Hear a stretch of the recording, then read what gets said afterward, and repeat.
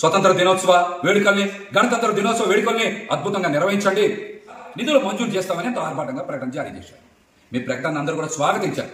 కానీ GO number 450 మీరు విడుదల చేసిందే పంచాయతీరాజ్ మరియు గ్రామీణ అభివృద్ధి శాఖకు సంబంధించినటువంటి జీవో నెంబర్ 450 ఆగస్టు 9, 2024 విడుదల చేశారు. ఈ జీవోలో చాలా స్పష్టంగా ఉంది, ఖర్చులన్నీ కూడా పంచాయతీ జనరల్ ఫండ్స్ నుంచే భరించాలని. పంచాయతీ జనరల్ ఫండ్స్ నుంచి భరించేలాగా మీరు కొత్తగా చెప్పేది ఉంది. ప్రతి ఏడాది వేడుకల్ని జనరల్ ఫండ్స్ నుంచే చేస్తారు. ఇంకా దాని మీకు ప్రచారం ఎందుకు? ఈ జీవోలో ఎక్కడైనా సరే ఒక 20 కోట్లో 25 కోట్లో స్వతంత్ర దినోత్సవానికి, గణతంత్ర దినోత్సవ వేడుకలకి మంజూరు చేస్తున్నామని ఉందా?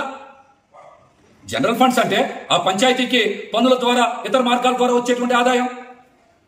అక్కడ ఆ జనరల్ ఫండ్స్ లో వచ్చేటువంటి ఆదాయాన్ని ఎలా ఖర్చు పెట్టాలనేది అక్కడ